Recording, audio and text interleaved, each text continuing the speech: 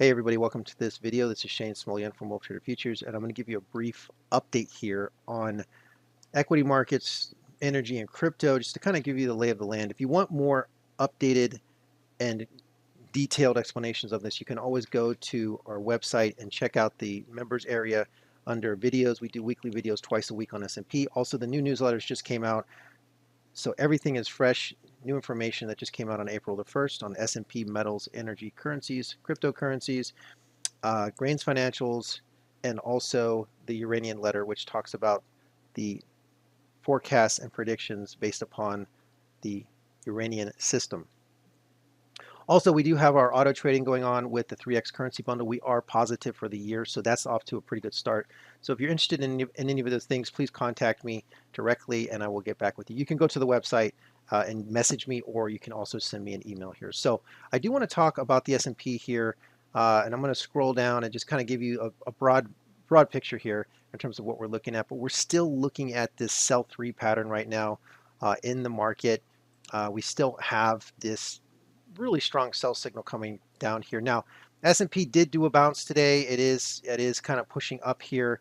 However, it is still into the sell signal. It has not pushed through any of these. So we have the Fed use still in a sell here. We still have the quad lunar cycle still in the sell, and we still have the bat here. And I'm going to re-optimize some of these over the weekend too, just to give you guys a little bit of a cleaner look at this.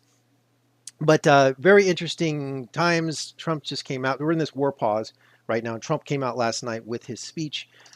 Didn't really offer any clarity or end the war. He was saying a few days before that it was going to end within 2 to 3 weeks, and then it was just kind of a muddled message in terms of the off ramp for the war. So the markets didn't take that too well, but they did recover today into the close.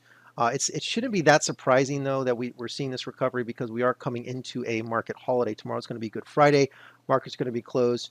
So a lot of times before the holidays, the markets do trade on lighter volume and are generally positive. So it did do a nice recovery today.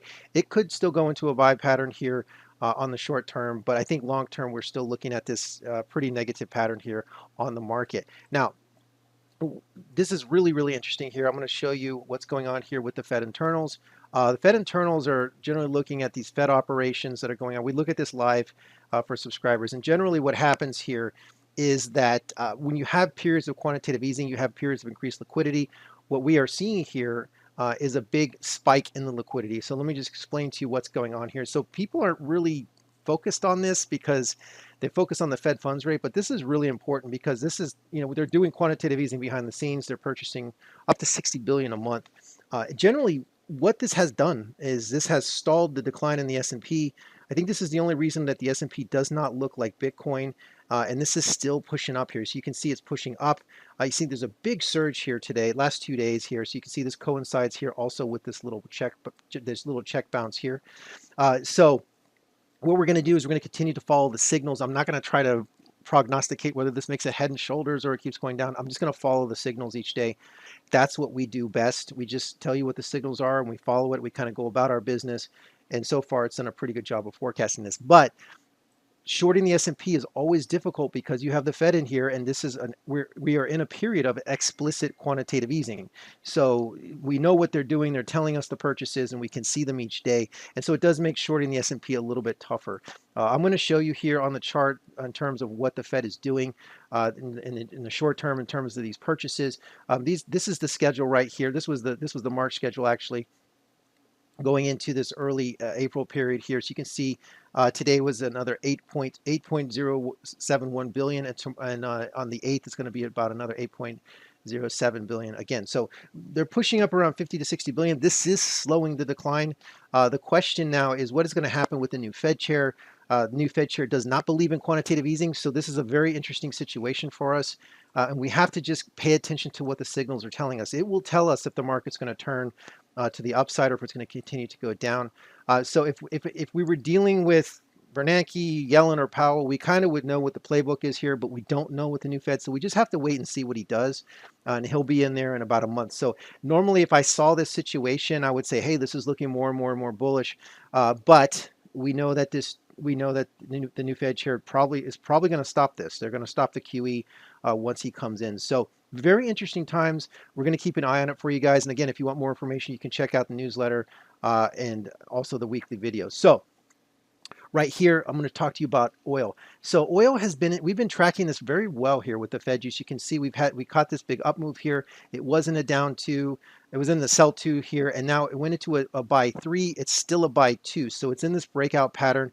So there's nothing here really that says it's going to pull back right now. It could if they come out and they make some type of a deal or they reopen the Straits of Hormuz. But right now, this is still in a buy two pattern. So we just kind of follow with whatever it says, and we just kind of, and that's kind of what we do. We just follow what the signals are saying for us. You can see here that we have this pairs trade that we do between oil and gold here. This is the Wolf Spread Trader. This is still long oil, short gold. So this has done a really good job for us, because it gives us information about where the money is flowing back and forth between. We look at gold and oil, and we also look at gold and Bitcoin. So we have these spread trades also set up for traders that they can check them out. Finally, I just want to take a quick look at crypto here. You can see here, I do this comparison all the time with Bitcoin and S&P here, just to show the correlation. You can see the correlation is rising right now. So they're generally moving together. S&P has made this very impressive move off the lows here, but it's still sitting here underneath this 50-day moving average. So really, it needs to really do a lot more work to regain traction there. So from a technical standpoint, still no confirmation yet, but we're not worried about that in terms of the support and resistance levels. I'm just showing you this as a reference. We just follow the signals. That's it.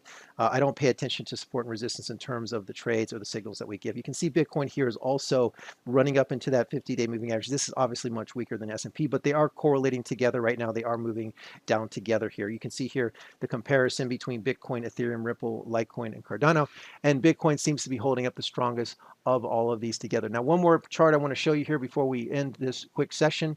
This is going to be Bitcoin here. Bitcoin is in a sell three pattern right now. Now, this is one of the charts that I look at here that I think that this probably isn't good for the S&P. We don't want to see Bitcoin in a sell three pattern because it's correlating so strongly with the S&P.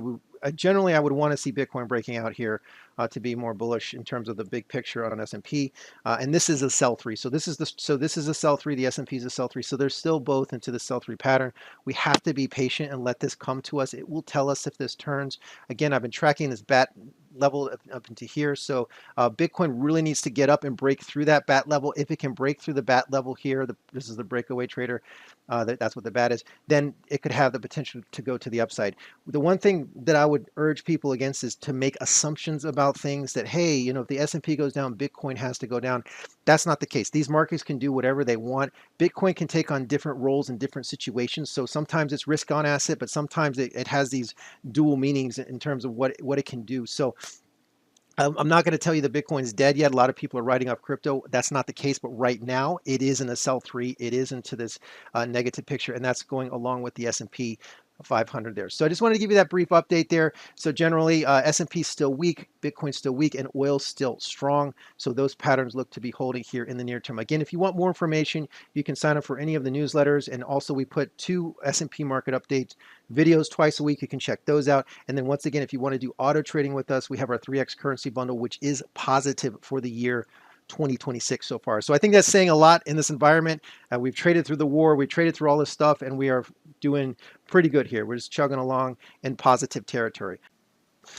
All right, guys, so that's going to wrap up this video for this evening. Thanks so much for stopping by. I really appreciate it. I hope everyone has a great weekend. Happy Easter. Stay safe out there, and I will talk to you soon. Peace out.